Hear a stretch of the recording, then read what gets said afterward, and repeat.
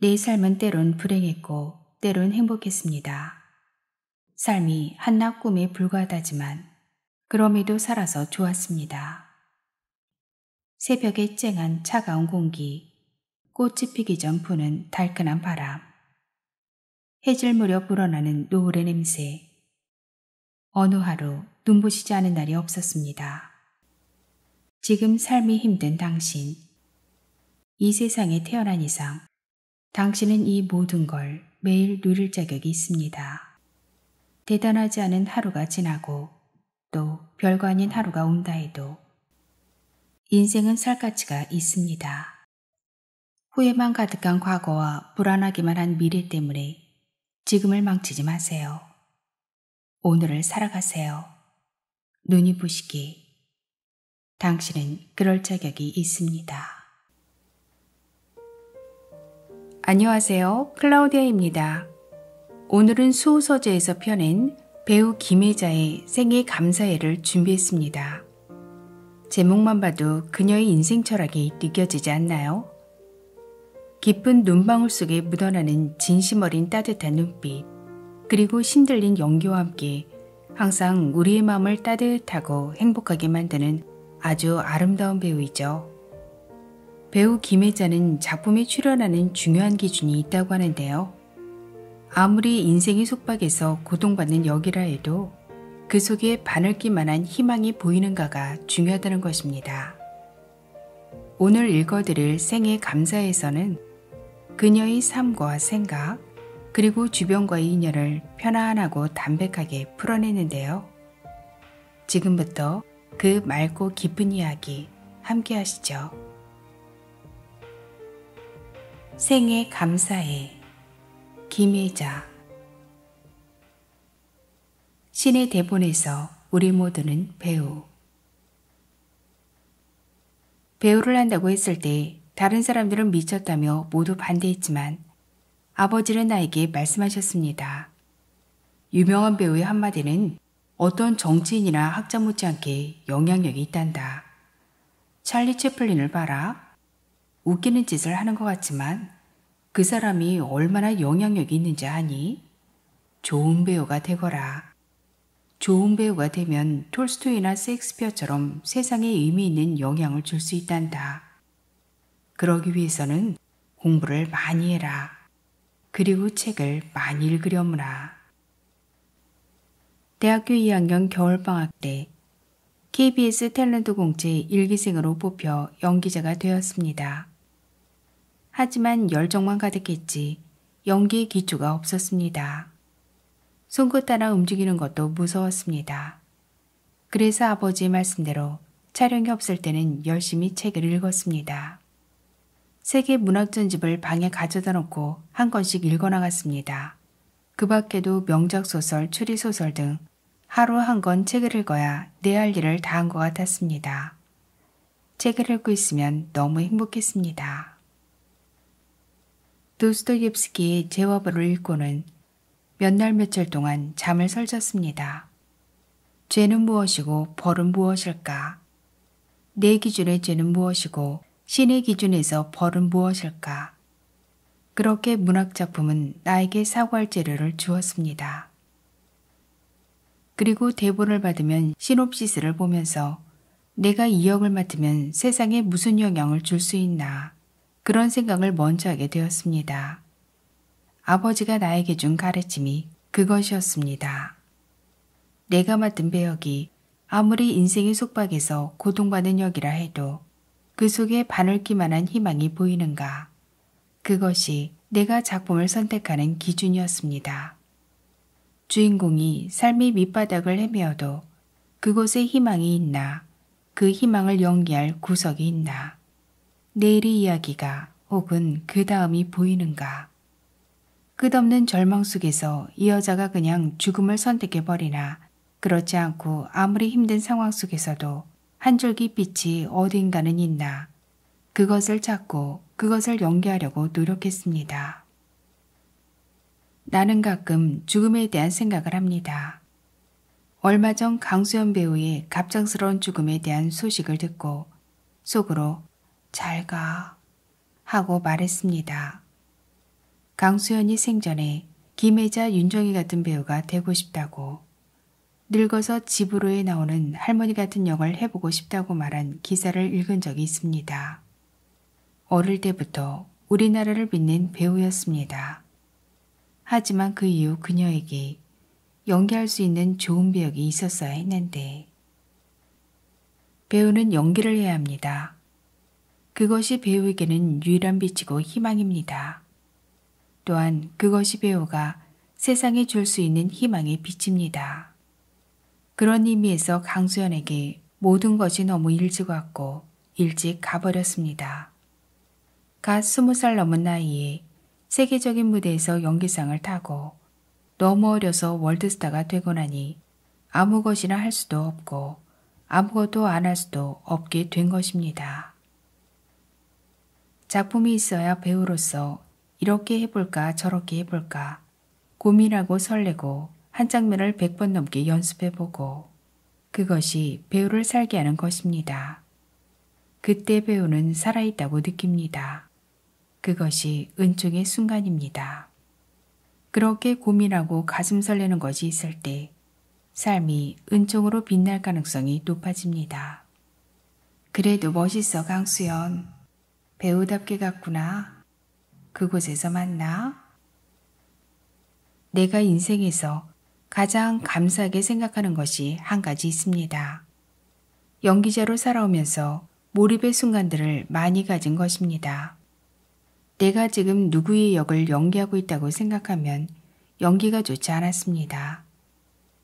나를 잊고 몰입할 때 오히려 나의 연기가 가장 좋았고 또 그 순간이 가장 행복했습니다. 그런 몰입과 행복의 순간을 계속 경험할 수 있게 해주신 것에 대해 삶에게 신에게 말할 수 없이 감사드립니다.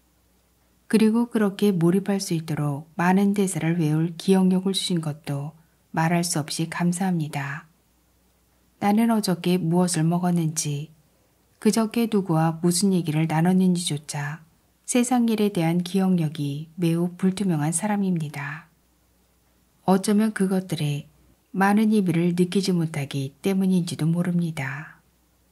기억이 안 나. 별로 기억하고 싶지 않아. 라는 말이 늘 입에 붙어 있는 사람입니다. 그럼에도 대본을 외우고 기억하는 머리를 신이 주셨습니다. 다른 부분은 머리가 아주 나쁘지만 그 한 가지 기억력 덕분에 많은 작품을 할 수 있었습니다. 그것이 무한히 감사합니다. 그렇게 몰입하는 순간 인생의 허무와 고통, 슬픔, 갈등, 부질없는 생각들을 다 잊을 수 있었습니다. 그리고 그 순간에 어디에도 물들지 않은 순수한 나 자신이 되고 어느 때보다 행복할 수 있었습니다. 생의 모든 것에 감사할 수밖에 없습니다. 내가 그토록 부족한 인간인데 나를 배우로 만들어 주셨으니까. 내가 가장 좋아하는 연기 생활을 정말로 그만둘 때가 되면 그것으로 마지막이 될 것입니다. 안나 카레니나의 마지막 문장을 대사처럼 외웁니다. 나에게 무슨 일이 일어나든 그것과는 상관없이 내 인생은 매 순간순간이 무의미하지 않을 것이다. 너는 사라진다. 그러므로 아름답다. 디어 마이 프렌즈는 등장인물 모두가 삶을 비치는 드라마입니다. 매일마다 많은 시청자들의 공감을 불러일으키고 텔레비전 앞을 울음바다로 만들었습니다.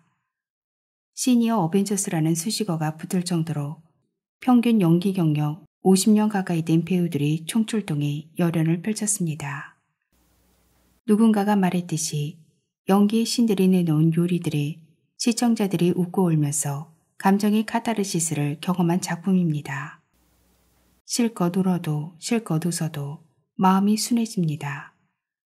의도치 않게 서로에게 상처를 주고 또 그 상처를 어루만져 주기도 하면서 살아가는 우리 자신의 이야기입니다. 노인들의 이야기이지만 젊은 층에게도 인기가 높았습니다. 그저 나이가 들었을 뿐 똑같은 사람의 이야기이기 때문입니다. 나이가 몇이든 살아온 과정이 어떠하든 지금 이 순간 살아있음을 느끼려고 시도하는 것만큼 값진 일은 없습니다. 드라마 서두에서 37세 프리랜서 작가 고현정 배우 역 박아는 말합니다. 늙은이들 얘기를 누가 읽어? 솔직히 관심 없어. 안궁이라고. 이 드라마는 그렇게 말한 박완이 엄마의 늙은 친구들에 관한 소설을 쓰기로 결심하고서 8명의 엄마 친구들을 취재하는 과정에서 드러나는 가슴 먹먹한 이야기입니다. 내가 역을 맡은 72세 희자는 치매에 걸려서도 어떻게든 혼자서 버텨내려고 안간힘을 씁니다. 6개월 전 남편이 죽고 나서 사는 게 두려워집니다. 남편의 장례식장에서 세 아들들은 자신이 혼자서는 아무것도 못하기 때문에 어머니가 아버지보다 먼저 돌아가셨어야 해 라고 말합니다. 희자는 슬픔에 빠질 틈도 없이 나보고 먼저 죽으라는 소린가? 하는 생각만 머리에 맴돕니다. 그래서 혼자 살 수 있다. 이렇게 되뇌이며 일상을 시작하지만 막상 혼자 살아보니 마음처럼 되지 않습니다. 하루 3번 우통을 벗고 운동을 하면서 자신을 향해 윙크를 날리는 이웃집 남자로 인해 불안감이 증폭됩니다. 그래서 문을 꼭꼭 걸어 잠깁니다. 절친 정화와 함께 이웃집 남자의 정체를 밝히러 찾아갑니다. 알고 보니 사진작가인 그 남자는 희자가 아니라 자신이 먹이를 주는 집 앞 길고양이를 보고 있었던 것입니다. 희자가 착각했던 사랑의 눈빛은 그녀가 아닌 고양이에게 향한 것이었습니다. 하지만 망상에 젖은 희자는 그게 아닐 거라고 확신합니다. 정화가 그녀더러 정신이 이상해진 것 같다고 하자 자신이 이상하지 않다는 걸 증명해 주겠다며 정신과를 찾습니다. 그리고 의사에게서 망상성 치매 진단을 받습니다. 희자는 한 번에 모든 것을 끝낼 수 있는 장소를 찾아서 고층 아파트 옥상에 올라서지만 포기합니다. 자신은 상관없는데 지나가던 행인들을 덮칠 수도 있다는 생각 때문입니다. 급격하게 기억력이 약해진 희자는 사람들을 못 알아보기 시작합니다. 그렇게 조금씩 세상과 멀어지고 있음을 느낍니다. 자신이 아프다는 사실을 알고 난 후 변한 사람들의 모습이 힘들기만 합니다. 그보다 더욱 견디기 힘든 것은 치매가 심해질수록 점차 뚜렷해지는 과거의 아픈 기억들입니다.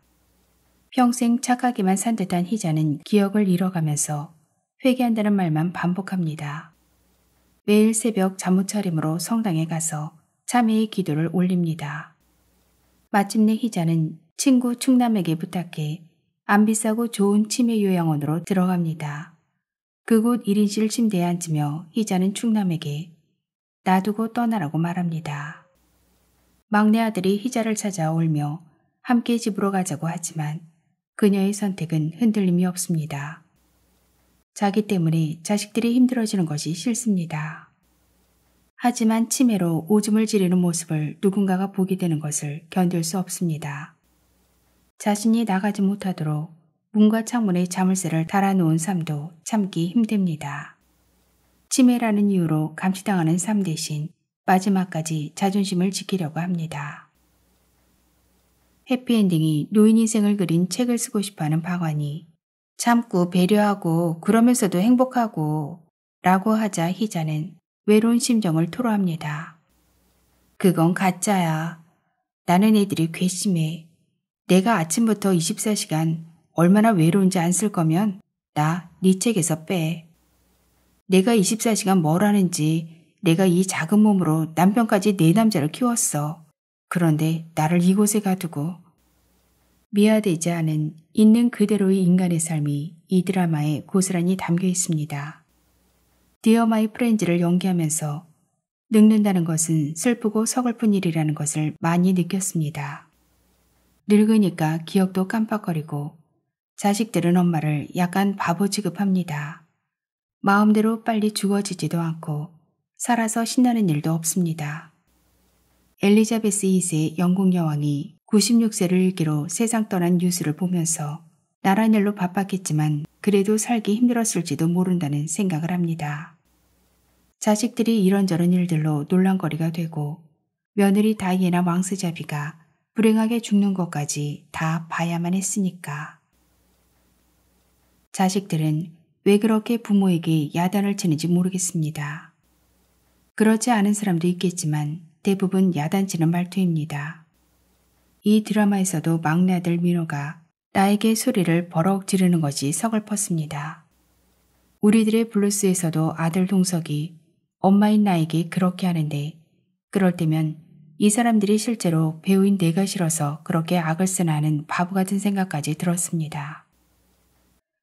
나는 작가들을 옛날부터 존경했습니다.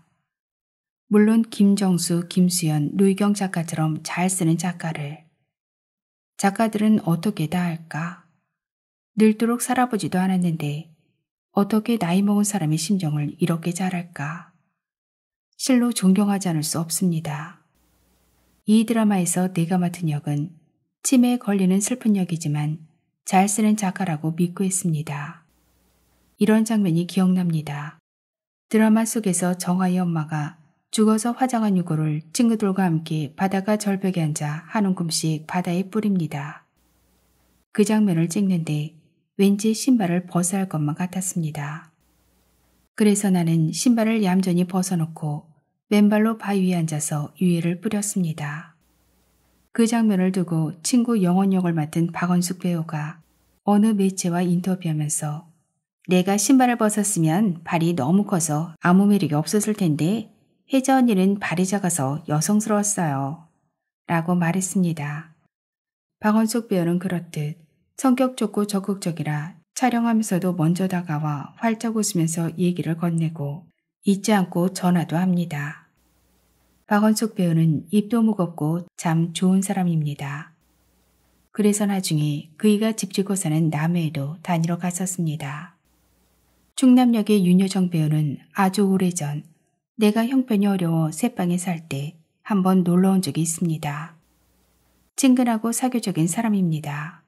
나와 친해지려고 모처럼 찾아왔는데 내가 아기만 만지고 있으니까 아마도 재미가 없었을 것입니다. 나중에 사랑이 뭐길래 해서 함께 호흡을 맞추며 연기했습니다.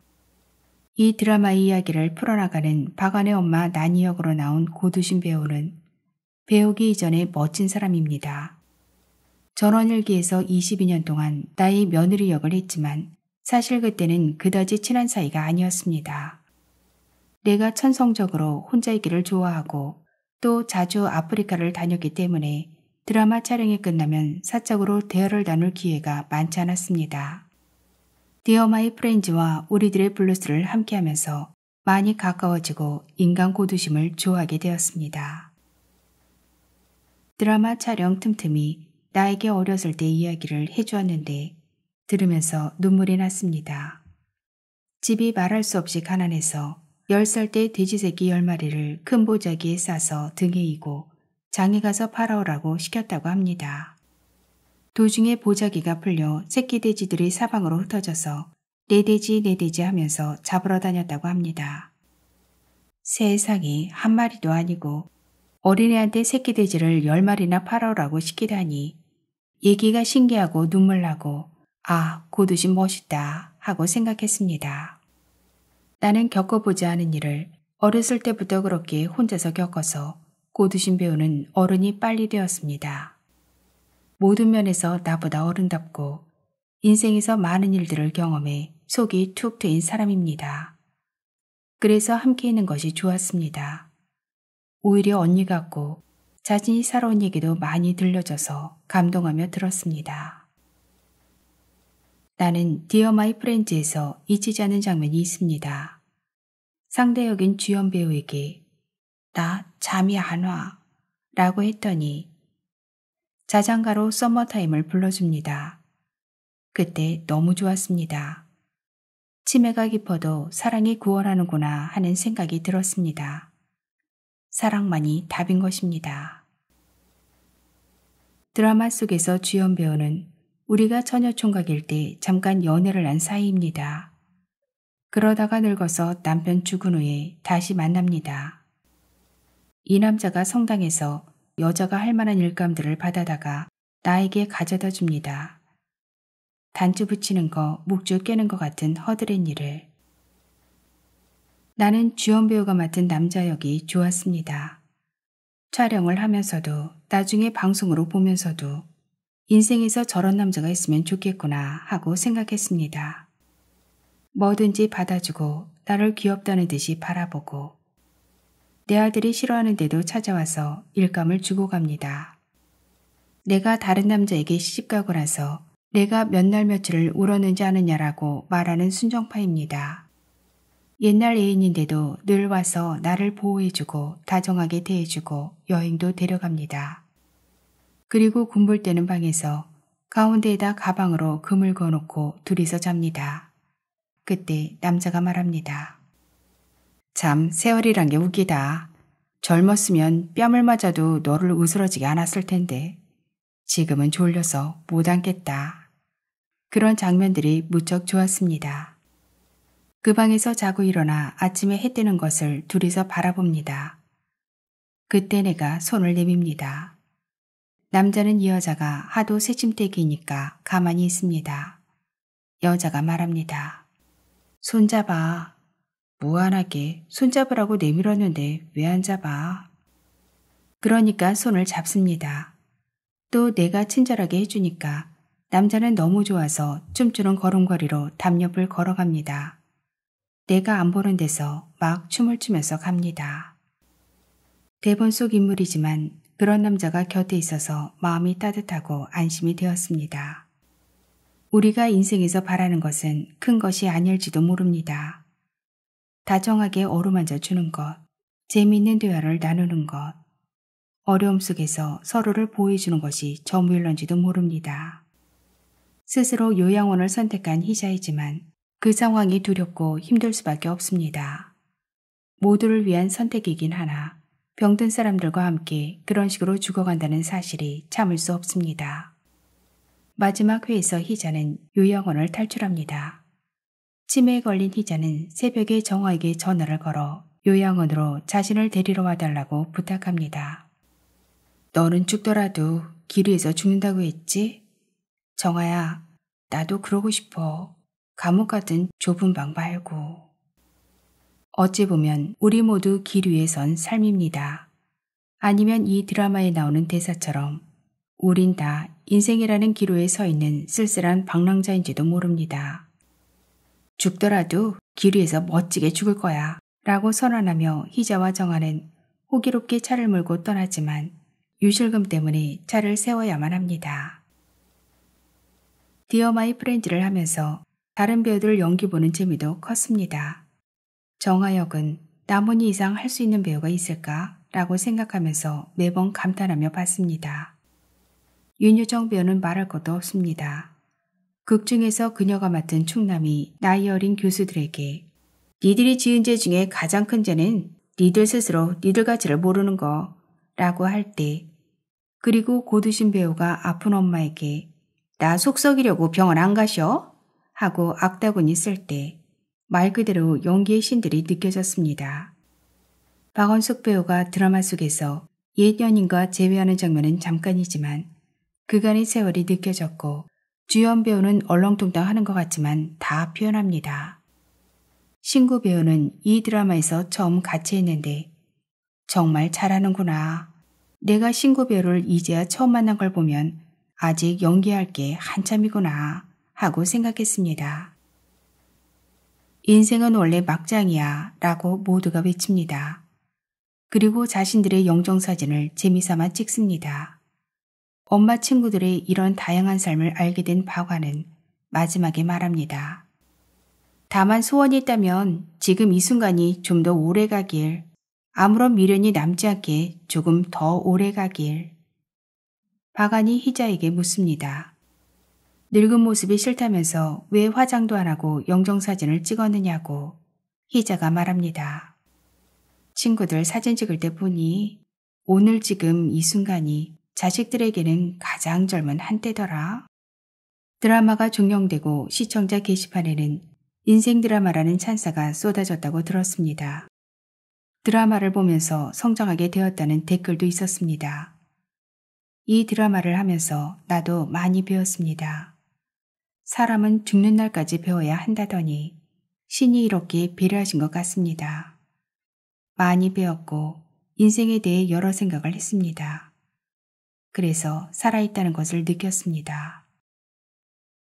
내가 이렇게 작은 역할을 하기는 처음인데도 대본에서 볼 게 너무 많았습니다.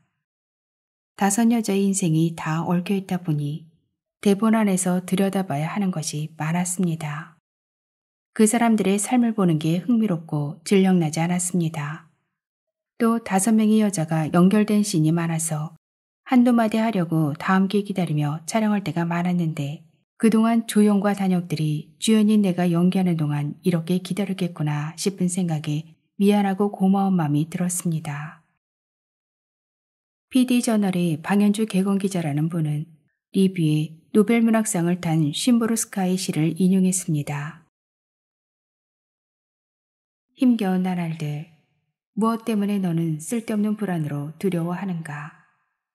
너는 존재한다. 그러므로 사라질 것이다. 너는 사라진다. 그러므로 아름답다.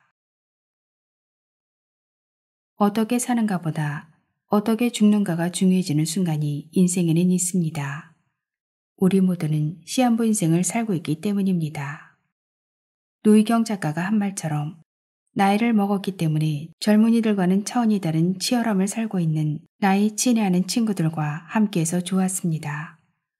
그리고 아직 끝나지 않았다는 희망을 세상에 전할 수 있어서 좋았습니다. 좋은 영향 미치는 아름다운 작품을 하는 게 꿈인 내게 참으로 감사한 작품입니다. 인생이 어렵고 힘들지만 우리를 일으켜 세우는 것은 결국 사랑임을 다시 느꼈습니다. 언제까지나 사람들에게 희망을 주고 나도 하면서 즐거운 그런 작품을 하고 싶습니다. 눈부시지 않은 날이 없었다. 눈이 부시게는 한 여자의 일생을 그린 드라마입니다. 김석윤 연출자가 이 작품을 김혜자 헌정 드라마라고 했습니다. 그럼 나 죽어야 해요? 하고 물었더니 산 사람에게도 헌정합니다. 하며 웃었습니다. 내가 한 대사 중에 방영 후 유명해진 70대에 비로소 알게 된 것들이라는 제목의 대사들이 있습니다. 노인들의 모습을 흉내내며 노인들 보면 꼭 슬로모션 걸어놓은 것 같지 않아? 횡단보도 같은 거 건널 때 보면 말이야. 하면서 웃는 25살 친구들인 현주와 상은에게 극 중의 혜자가 말합니다. 너희가 뭘 알아? 무릎이 안 좋아서 그렇게 걷는 거야. 마음으론 벌써 100m 뜀박질했어. 너희들한테는 당연한 거겠지만 잘 보고 잘 걷고 잘 숨쉬는 거 우리한텐 그게 당연한 게 아니야. 되게 감사한 거야. 너희가 그걸 알아? 사람들이 이 장면을 많이 공유한다고 들었습니다. 갑자기 찾아온 70대를 받아들이기로 한 혜자가 가장 먼저 한 일은 체력 테스트입니다. 몇 걸음만 걸어도 숨이 차고 달리기는 아예 불가능합니다. 젊을 때는 살만할 때는 잘 모릅니다. 꼭 못 걸어봐야 합니다. 신이 그렇게 만들어 놓으셨습니다.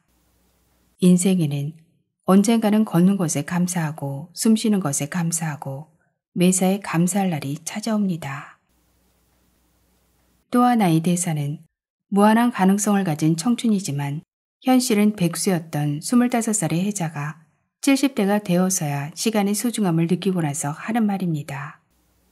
인터넷 방송 진행자가 자는 모습을 보여주는 수면 방송을 잠방이라고 하는데 아무것도 하지 않는 잠방을 하는 영수와 그것을 보고 있는 영수TV 시청자들을 보고 혜자가 말합니다.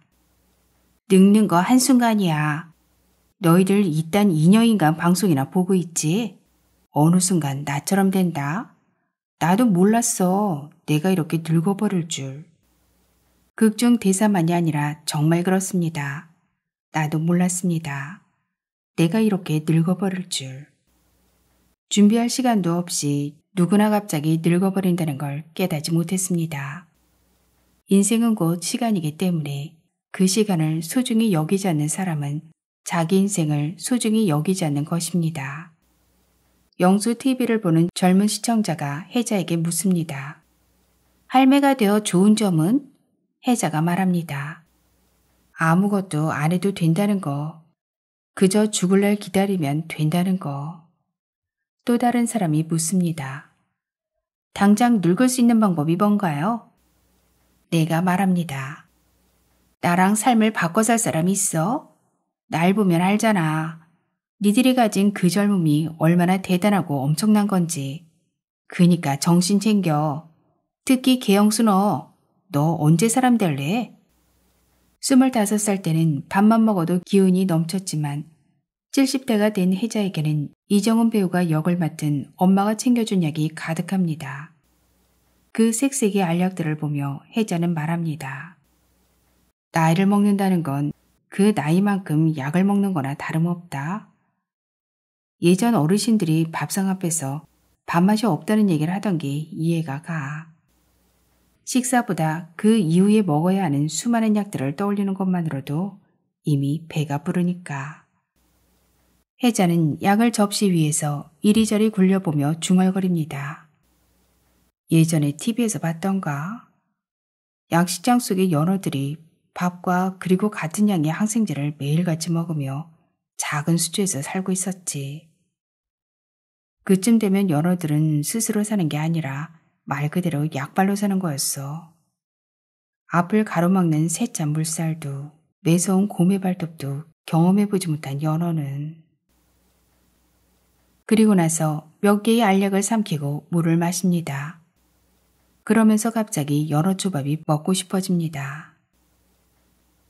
자신이 70대라는 사실을 받아들이고 혜자는 씩씩하게 살아가기로 결심하지만 잠을 이루지 못하는 엄마 옆에 앉아서 날마다 느끼는 자신의 변화를 고백합니다. 그냥 궁금했어. 여기서 얼마나 더 나빠질까? 요즘 아침마다 일어날 때 좀 놀라. 하루가 다르다는 게 이런 말이구나. 어젠 분명 저기까지 걸었는데 오늘은 숨이 가빠. 앞으로 얼마나 더 나빠지는 건가 궁금해서. 화장실 가는 것도 자기 맘대로 못 간다며 늙으면 나도 좀 더 차례차례 늙었으면 받아들이는 게 쉬웠을까 싶은 거지 그냥. 그러자 엄마가 말합니다. 다시 아기 때로 돌아가는 거라고 생각하면 단순해져. 이제 누군가의 도움 없인 살 수 없는 때로 돌아가는 거구나 그런. 드라마가 마지막으로 향해 갈 때 혜자는 말합니다. 긴 꿈을 꾼 것 같습니다. 그런데 모르겠습니다. 젊은 내가 늙은 꿈을 꾸는 건지 늙은 내가 젊은 꿈을 꾸는 건지. 저는 알츠하이머를 앓고 있습니다. 나의 인생이 불행했다고 생각했습니다. 억울하다고 생각했습니다. 그런데 지금 생각해보니 행복했던 기억부터 불행했던 기억까지 그 모든 기억으로 지금까지 버티고 있었던 거였습니다. 그 기억이 없어질지도 모른다고 생각하니 더 무섭습니다. 기자가 되는 것이 꿈이었으나 모든 꿈이 과거형이 되어버린 준하가 젊은 혜자와 포장마차에서 소주를 마시던 때를 회상하는 장면이 있습니다. 우동 국물 위에 뜬 기름띠를 보면서 무지개 떴다며 혜자는 호들갑을 떱니다. 그러면서 오로라에 대해 말합니다. 너 그거 알지? 북극에 가면 오로라 볼 수 있는 거. 나는 꼭 오로라 보러 갈 거다. 안주로 나온 오이와 당근 조각을 일렬로 놓으며 이렇게 시베리아 횡단열차를 타고. 내 생각엔 오로라는 에러야. 버그, 작동 오류. 내가 옛날에 어디선가 읽어봤는데 오로라는 원래 지구 밖에 있는 자기장인데 어쩌다 보니 북극으로 흘러들어왔다는 거야. 그 말인즉슨 조물주가 의도한 대로 만들어진 게 아니라 어쩌다 보니 만들어진 에러다 이거지. 근데 너무 아름다운 거야 그 에러가. 에러인데도 에러도 아름다울 수 있어. 눈물 나게. 나는 오로라를 만나는 순간에 막 울 것 같아. 우와, 오로라다. 너무 사랑스러울 것 같아. 눈이 부시게가 끝나고 얼마 안 지나서 한 여성에게 전화가 왔습니다. 자신이 코오롱사의 전무라고 소개하면서 나를 한번 만나면 좋겠다고 했습니다. 그래서 우리 동네의 어느 호텔 커피숍에서 만났습니다. 나이가 많은 사람인 줄 알았고 방송국에서 본 전무는 거의 남자라서 여자가 전무라는 것도 조금 낯설었는데 젊고 활기찬 여성이었습니다. 말단 싸움부터 시작해 전무의 자리까지 올라갔다고 합니다. 그녀의 이야기가 무척 재밌었습니다. 처음에는 모두가 자기를 우습게 알았는데 정말 열심히 해서 인정받았다고 했습니다. 남자들 틈에서. 우리 집 마당에 흰전으로 만든 의자가 하나 있는데 나중에 그녀가 보내준 것입니다. 강아지하고 놀 때 여기 앉으세요 하고 갖다 주었습니다. 성품이 좋은 사람입니다. 그녀는 코롱사의 패션 디렉터로 활동 중이라고 했습니다. 말하자면 여행 가거나 산에 갈 때 입는 옷차림을 촬영하는 것입니다. 그러면서 나에게 상품 모델 제의를 했습니다. 그래서 내가 웃으며 말했습니다. 그 컨셉이 나하고 어울려요? 그랬더니 그녀가 말했습니다. 선생님하고는 뭐든지 어울려요. 그 말이 기분 좋았고 그래서 하자고 했습니다. 그렇게 해서 아이슬란드에 가서 오로라 보름 광고를 찍었습니다. 그 전무가 눈이 부시게를 본 것입니다. 거기서 젊은 여자가 오로라 보고 싶다고 말하는 것을 듣고 나를 데리고 오로라 보러 가는 광고를 찍으면 좋겠다고 생각한 것입니다. 젊었을 때 오로라 보러 가고 싶다고 그러셨죠? 그걸 찍을 거예요. 연약한 배우의 떨리는 눈동자에 담긴 진짜 여정을 만들고 싶다고 했습니다. 꿈을 이루는 것만이 중요한 게 아니라 그 꿈을 향해 자신을 믿고 걸어가는 것이 중요하다고 말하는 배우의 진심이 전달됐으면 하는 바람이라고 했습니다. 그 말을 듣고 너무 가슴이 뛰었습니다. 세상엔 이런 사람이 있다는 게 놀라웠습니다. 이런 참신한 아이디어를 생각해내는 사람이 있다는 게. 스포츠웨어 모델들은 전부 키 크고 늘씬한 젊은 배우들입니다. 그런데 눈이 부시게를 보고는 나를 오로라 보러 가는 모델로 하면 좋겠다고 영감을 받은 것입니다. 그녀의 이야기를 들으면서 와, 너무 멋있다 이 여자 하고 생각했습니다. 그녀의 제의에 나는 너무 감동스럽다고 말했습니다. 나는 감동한 것은 솔직하게 말합니다. 아닌 척하지 않습니다. 그 사람도 신이 났습니다. 꿈은 언젠가는 이루어집니다. 누구한테 말하지 않아도 간절히 바라면 현실로 이루어집니다. 인생이 얼마나 신기한 걸까요? 여기까지 오는데 참으로 오래 걸렸습니다. 연기라는 세상 밖으로 나가본 적 없는 바보라. 가볍게 휙 떠나올 수 없었습니다. 언제 어떤 일이 기다리고 있을지 모르는 게 인생입니다. 그래서 인생은 살아볼 만한 거겠지요. 이 길에서 자꾸만 나의 지난 일들이 겹쳐집니다. 하늘이 허락해 주시지 않는다 해도 괜찮을 것 같습니다. 80을 눈앞에 둔 내 인생의 길 끝에서 나는 내 꿈 앞에 서 있습니다. 광고에서 이 나레이션이 끝나고 저쪽 하늘에서 이쪽 하늘까지 펼쳐진 오로라를 바라봅니다. 나를 믿고 걸어갑니다. 지금까지 그려왔던 것처럼. 내가 읽는 마지막 나레이션이 곧 나 자신의 말이기도 합니다. 눈이 부시게 마지막 엔딩 나레이션이 대본 한 부분을 찢어들고 백상 예술대상 시상식에 간 날이 떠오릅니다. 어떻게 생각하면 조금 이기적이지만 시상식은 피할 수 있으면 피하곤 했습니다. 배우는 연기를 열심히 해서 좋은 드라마를 보여주면 된다고 생각했습니다. 내 역할은 거기까지라고 여겼습니다. 그런데 눈이 부시게가 너무 큰 사랑을 받았고 또 수상 후보에 올랐다고 해서 나가지 않을 수 없었습니다. 상 받는 거 미리 알려준다고 생각하는 사람들도 있지만 그렇지 않습니다. 후보에 오른 것 정도만 말해줍니다. 만약 상을 받게 되면 수상 소감을 뭐라고 해야 하나? 마당에 앉아서 강아지 수수를 안고 말했습니다. 수수야, 어떻게 하지? 만약 상 타면 뭐라고 인사말을 하지? 나 이런 거 정말 너무 어려워. 그렇게 혼자 중얼거리다가 그 드라마 마지막 나레이션이 좋은데 그거 하면 어떨까? 하는 생각이 퍼뜩 들었습니다. 상을 받게 되면 사람들이 많이 좋아해준 내레이션을 들려주면 좋을 것 같았습니다. 그래서 하루 전날 그 대목을 외우기 시작하는데 안 외워주는 것이었습니다.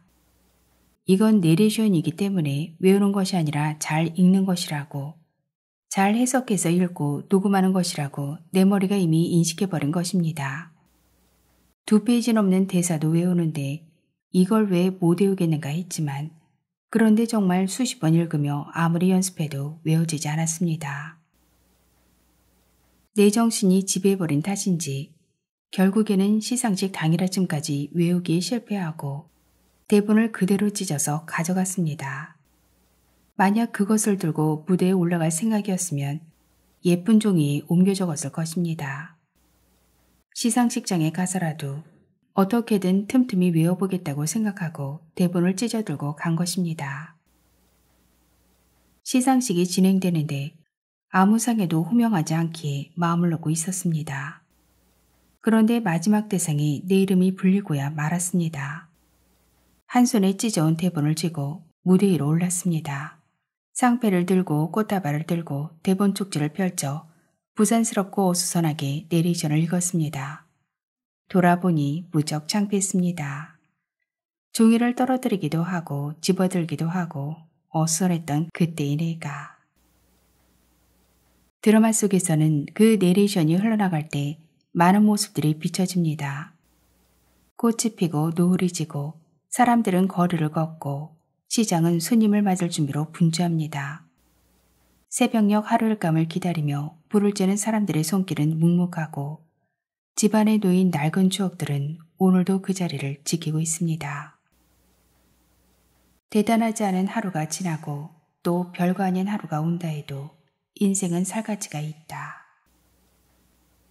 드라마 속 장면이 아닌 시상식장 무대에 홀로 선 나는 이 내레이션을 잘해요 독백처럼 연기하고 싶었습니다.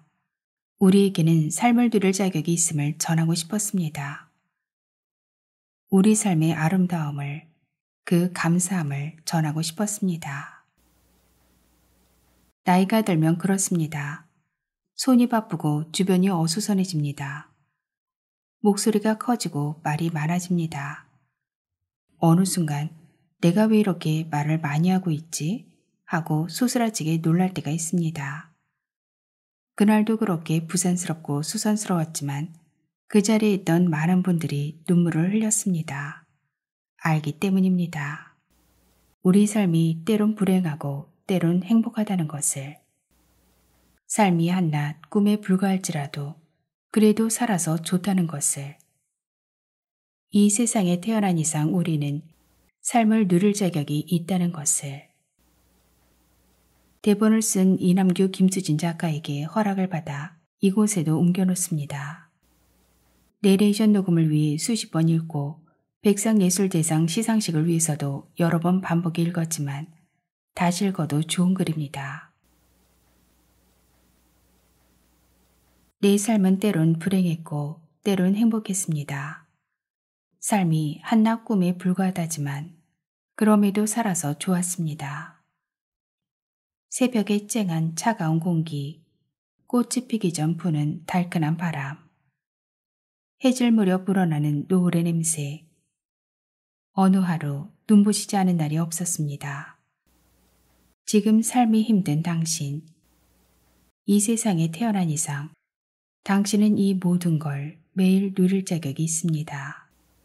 대단하지 않은 하루가 지나고 또 별거 아닌 하루가 온다 해도 인생은 살 가치가 있습니다.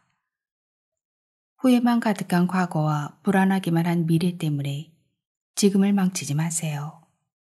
오늘을 살아가세요. 눈이 부시게. 당신은 그럴 자격이 있습니다.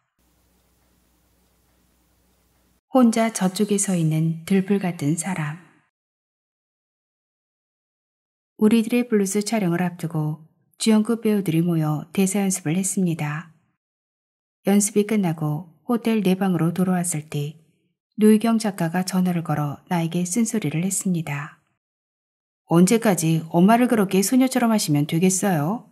맨날 엄마를 소녀같이 하면 누가 선생님을 또 쓰겠어요? 그 순간에는 이 사람이 미쳤나? 하고 생각했습니다. 기가 막히고 자존심이 상했습니다. 그런데 곰곰이 생각해 보니까 그 말 속에 어떤 진실이 들어있었습니다. 극중인물 강옥동이라는 여자는 매우 불우한 여자입니다. 7살 때 부모 다 죽고 오빠는 친구하고 놀다가 뱀에 물려 죽고 여동생과 둘이서 남의 식당에서 식모살이 하고 결혼해서는 남편도 딸도 바다에서 일습니다. 어린 아들을 데리고 다른 남자의 첩이 되어 들어가 온갖 수모를 다 겪습니다. 결코 감상적인 엄마, 예쁘고 다정다감한 엄마가 아닙니다. 그런데 내가 또 사랑스럽고 다정한 엄마를 연기하니까 그렇게 지적한 것입니다. 그래서 독하게 해야겠다고 마음먹었습니다. 그 다음부터는 내 습관대로 하려다가도 그녀의 말이 떠올랐습니다. 아, 내가 또 그렇게 보이겠구나. 노희경 작가는 나를 위해 그 말을 한 것입니다. 작가가 그려준 엄마는 그런 엄마가 아닌데 내가 해오던 대로 하니까 말들을 칼칼하게 하라고 했습니다. 그런데 내가 그 칼칼이라는 단어를 자꾸 잊어버려서 연출가에게 노희경 작가가 어떻게 하라고 했었죠? 하고 물으면 칼칼하게요 라고 말해 주었습니다. 그것을 자꾸 까먹어서 몇 번을 물어봤습니다. 그렇게 그 감정을 놓치지 않고 노력했습니다. 소녀 같은 엄마로 하면 안 된다는 그 말 한마디가 걸려서 그것을 잊지 않고 연기했습니다. 작가는 자기가 쓰는 극중인물도 살리고 자기가 좋아하는 배우가 새로운 연기를 하기를 바랐던 것입니다. 나는 이 사람이 나에게 도움을 주는구나 하는 생각이 들었습니다. 그 지적에 내가 새롭게 눈을 뜬 것입니다. 우리들의 블루스 촬영이 끝나고 노희경 작가가 문자를 보냈습니다. 선생님, 정말 잘하셨어요. 편집하는 걸 보면서 선생님 생각이 많이 났습니다. 너무 잘했다는 그 문자를 보는데 눈물이 났습니다. 그런 역이 처음이라서, 그렇게 형편없이 박복한 역은 처음이라서 전전긍긍했었습니다. 마지막 회가 방영되고 나서 그녀가 전화를 했을 때 내가 말했습니다. 당신이 그렇게 말했을 때 예의 없다고 생각하고 자존심이 상했는데 잊히지 않는 게 그 말이었어요. 내가 연기하는데 정말 많은 도움이 되었어요. 감사해요. 그랬더니 작가도 헤헤헤 하고 웃었습니다. 그러면서 말했습니다. 선생님, 너무 잘하셨어요. 그리고 제가 그린 사람처럼만 했으면 그 여인이 불쌍하지 않을 뻔했어요. 선생님이 제가 말한 대로 독하게 하면서 걷어내고 또 걷어내고 했지만 선생님 천성은 또 어쩔 수 없기 때문에 사람들이 공감하고 연민의 마음을 갖는 인물이 됐어요. 제가 원하는 대로만 했으면 너무도 미운 엄마가 됐을 뻔했어요. 그 이야기를 듣고 다행이다 라고 생각했습니다. 노희경 작가와는 내가 나이 들어서 작품을 함께하게 되었습니다. 나를 주인공으로 써주던 김정수, 김수현 작가가 작품을 많이 쓰지 않게 되었을 때 노희경 작가가 디어 마이 프렌즈를 하자고 제안했습니다. 내가 일부러 계획한 것도 아닌데 모두가 나를 배려해주고 끊임없이 일하게 해주는 것이 감사하기만 합니다. 노희경 작가는 보는 이의 심장을 핥히는 것 같은 대사를 씁니다. 그래서 그녀 자신이 날이 서 있어 보입니다. 똑똑하고 냉정하고 개성 뚜렷하고 어느 면에서는 싸가지 없고 배우가 연기를 못하면 배우의 목을 조르거나 손목을 물어버린 적도 있다는 말까지 들릴 만큼 독특한 작가입니다. 신랄하게 대사를 전개하다가도 마지막에는 가슴이 미어질 만큼 아프게 합니다. 어느 작가와도 다른 작가입니다. 혼자 저쪽에 서 있는 들불 같은 사람. 그것이 그녀에 대해 내가 느낀 것입니다. 며칠 전 그녀가 나에게 이렇게 문자를 보냈습니다. 선생님, 다시는 힘들게 연기하지 마세요. 그래서 내가 답했습니다. 누가 노희경 씨에게 그리 빼빼 마른 중학생같이 되면서까지 글 쓰지 말아요 한다고 그렇게 되겠어요? 언제나 그렇게 되면서까지 쓰겠죠. 아는 사람이 나에게 동영상을 하나 보내주었는데 영상 속에서 수탉이 온 힘을 다해 울다가 지쳐서 기절해 쓰러집니다. 그러고는 다시 일어납니다. 그 수탉이 너무나도 우리 두 사람, 노희경 작가와 나 같아서 그 영상을 그녀에게도 보내주었습니다. 있는 것을 다 뽑아내고 소리를 지르다가 쓰러지는 것입니다. 그래도 조금 있다가 다시 일어납니다. 용서. 나는 누군가를 용서할 일이 없습니다. 나한테 용서를 받아야 할 만큼 잘못한 사람이 없습니다. 모두가 나에게 잘해준 사람들만 있습니다. 세상에서는 용서해라라고 하고 교회에서도 용서하며 살아라라고 하지만 나는 누구를 용서해야만 할 일이 없었습니다. 누군가를 용서해야 할 만큼 누군가가 나에게 크게 잘못한 일이 있지 않습니다. 오히려 내가 용서받아야 할 일들만 있습니다. 너무도 부족한 사람이고 자기 중심적인 사람이다 보니까 그리고 연기자로 살아오다 보니까 나는 잘못한 것이 참으로 많은 사람입니다. 무엇보다 남편에게 잘못한 것이 많습니다. 나는 남편이 나보다 먼저 죽으리라고는 한 번도 생각하지 않았습니다. 어쩌면 그런 생각을 한 번도 하지 않았는지 모릅니다. 나는 그렇게 나 좋을 대로만 생각하며 사는 여자였습니다. 날마다 남편이 예쁘다 예쁘다 하니까 그래도 되는 줄 착각했습니다. 어떻게 남편이 나보다 먼저 죽을 수도 있다는 걸 몰랐었을까요? 그런 것이 인생일까요? 내가 죽는 것은 그토록 많이 생각했으면서도 남편의 죽음에 대해서는 전혀 생각하지 않았습니다. 그만큼 내가 이기적이었습니다. 내가 죽으면 남편이 어떻게 해주겠지 하고 생각했습니다. 나는 잘못한 일이 많아서 죽으면 천국에 못 갈지도 모른다는 생각을 합니다. 하지만 남편은 분명 천국에 있을 테니까 요즘도 자주 기도합니다. 나를 천국 문 앞까지만이라도 가게 해달라고. 가서 남편 불러서 미안하다고 꼭 말해야 합니다. 당신 살아생전에 내가 너무 많이 잘못해서 내가 너무 힘들게 해서 미안하다고. 당신 죽은 다음에야 그것을 알았다고. 이 미안함을 꼭 가서 말해야만 합니다. 그렇게만이라도 할 수 있게 해달라고 신께 기도합니다. 남편은 세상을 떠나면서 말했습니다. 나 없으면 힘들어서 어떡하나? 자기 삶에 대한 아쉬움도 세상에 대한 집착이나 신에 대한 원망도 아닌 철없는 나에 대한 걱정이었습니다. 대체 나는 그 사람에게 어떤 사람이었을까요? 오죽 내가 한심했으면 세상 떠나면서 내 걱정밖에 할 게 없었을까요? 남편은 시계 같은 사람이었습니다. 7시가 되면 띵동하고 벨이 울렸습니다. 매일 같은 시간에 퇴근을 했습니다. 내가 그 시간에 한창 대사 연습에 열중하고 있거나 좋은 영화를 한 편 보고 있으면 그 벨소리가 그렇게 싫을 수가 없었습니다. 저 사람은 친구도 없나? 밖에서 밥이라도 먹고 들어오면 얼마나 좋아. 하는 심통이 올라와 남편에게 신경질을 부렸습니다. 남편은 집에서 먹는 밥이 세상에서 가장 맛있다고 했습니다. 그러나 연기자로 살아가다 보니까 일반 가정주부처럼 해주지 못했습니다. 앞에 앉아서 예쁘게 웃어주지도 않았고 음식을 앞에 놓아주면서 이거 먹어봐요. 내가 만들었어요. 하는 말을 평생 한 번도 한 적이 없습니다. 내가 만들어서 준 게 없으니까. 다 일하는 아주머니가 만들었으니까. 보통의 부인들이 날마다 남편에게 할 수 있는 말을 나는 해본 적이 없습니다. 어떨 때는 너무 미안해서 예쁘고 젊은 여자랑 연애하라고 얘기한 적도 있습니다. 그러면 남편은 사람 참 하며 웃을 뿐이었습니다. 그까진 영화 나중에 다시 보면 될 것을 왜 그렇게 나밖에 몰랐을까? 나는 그에게 그런 사람이었는데 그는 죽으면서도 내 걱정만 했습니다. 나에게 와준 천사였습니다.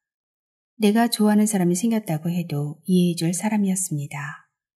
그래서 너무 빨리 가버렸는지도 모릅니다. 그 사람이 췌장암으로 더 손쓸 수도 없이 연세 세브란스 병원에 누워있을 때 나는 매일 밤 병상역 보조침대에서 곁을 지켰습니다. 수척해진 내 얼굴을 보고는 담당 의사가 김혜자 배우가 먼저 죽게 생겼다며 거울을 보라고 했습니다. 정말로 거울 안에는 입술이 검게 변한 내가 서 있었습니다. 의사는 옆에서 지켜본다고 더 오래 사는 것도 아니라면서 나더러 집에 가라고 했습니다. 나는 그 말을 듣지 않았습니다. 그 사람에게 나를 다 주지 않았다는 사실이 너무 괴로워 조금이라도 죄책감을 덜어보려고 계속 곁에 있었습니다. 너무 내 본이었고 참으로 한심하게 굴었으니까 또 그것을 남편이 다 받아주었으니까. 그는 너무도 좋은 사람이었습니다. 하지만 그때 가서 그렇게 한들 무슨 소용이 있을까요? 마지막에 침대맡에 서 있던 가족들, 나, 아들, 딸, 또 누군가가 있었습니다. 하나하나 눈을 맞추고 그 사람은 조용히 눈을 감았습니다. 나보다 먼저 죽을 줄 알았더라면 내가 그렇게 하지는 않았을 것입니다. 더 다정했을 것이고 한 가지라도 더 신경 써줬을 것입니다. 걱정도 덜 끼치고 떠날 때 내 염려 안 하도록 자립하는 모습도 보여주었을 것입니다. 하지만 그 사람이 내 앞에서 죽으리라는 생각을 어떻게 한 번도 해보지 않았을까요? 얼마나 바보 같은가요? 정말 이 사람이 이제 세상에 없네 하고 느끼게 할 줄 몰랐습니다. 언제나 내가 먼저 죽을 것이라고 생각했습니다. 그래서 남편이 떠났을 때 충격에서 헤어나기가 쉽지 않았습니다. 아, 이런 일이 있을 수 있구나 하고. 그런데 남편 문상을 온 사람 중에 무좀 양말을 신고 온 이가 있었습니다. 슬픈 와중에도 그 발가락 모양이 어찌나 우습던지 울면서 얼굴을 가린 채 웃었습니다. 인생은 그만큼 부조리의 연속입니다. 남편을 땅에 묻으며 내내 울었습니다. 남편이 누운 자리 위로 흙을 뿌리는 것도 싫고 남편을 똑바른 자세로 불편하게 만들어 놓은 것도 싫었습니다. 무덤 봉분을 만든다고 사람들이 올라가 흙을 다지며 밟는 것도 싫었습니다. 우리 남편 아프다고 밟지 말라고 제발 그대로 내버려두라며 울었습니다. 지금 생각해도 눈물이 납니다. 어떤 한 분야에서 인정을 받는 사람들에게는 항상 뒤에서 희생한 다른 이들이 있다고 나는 생각합니다. 반드시 그럴 것이라 생각합니다. 이 세상에 산도 좋고 물도 좋고 정처까지 좋은 곳은 없습니다. 내가 남편에게도 잘했고 아이들에게도 너무나 좋은 엄마였고 그리고 연기도 빼어나게 잘했다. 그런 건 있을 수 없습니다. 나는 배우로서 살아온 것 말고는 모든 부분에서 부족한 여자였습니다. 그래서 나는 배우로서 잘해야만 했습니다. 내가 가족에게 남긴 자잘한 상처들이 흐지부지 묻히지 않도록. 가족에게 상처를 주면서 배우의 길을 걸었기 때문에 배우로서 떳떳하지 못하면 정말 면목이 없는 일입니다. 나를 배우로 인정해주는 가족의 헌신이 있었기 때문에 지금의 내가 있습니다. 최선을 다해서 나에게 부끄럽지 않은 배우가 되어야 한다고 늘 생각했습니다. 그래야 가족에게 미안하지 않고 부끄럽지 않을 것 같았습니다. 연기에 집중하면서 가족과 함께 있는 시간이 부족했기 때문입니다. 신도 나에게 실증날 것 같았습니다. 날마다 잘못했다고 하면서 용서해달라고 하고 그 말이 사라지기도 전에 또 잘못하고 실수를 저지르는 나를 아무리 신이라고 해도 고개를 저을 것 같았습니다. 그런데도 어떻게 나를 여태까지 살게 하셨는지 나는 그것이 의문입니다. 잘못한 것도 많고 실수한 것도 많은데 신은 나를 왜 이렇게 오래 살게 하실까요? 구비구비마다 나를 일으켜 세우시고 어떤 이는 나에 대해 김혜자는 자신을 비워내고 캐릭터를 받아들인다기보다 언제나 누구든 받아들일 수 있게 비어있다. 마치 일상이 없고 늘 배우로만 사는 사람처럼 아니 이 작품에서 저 작품으로 사는 집을 옮겨갈 뿐 현실적 인물이 아닌 것처럼 배우로 존재한다라고 썼습니다. 나 스스로도 대본을 외고 연기를 하는 것 외에는 모든 면에서 부족하고 의지박약인 자신이 싫은 적도 많았습니다. 배우가 아니었으면 신이 보시기에도 아무데도 쓸모가 없었을 것입니다.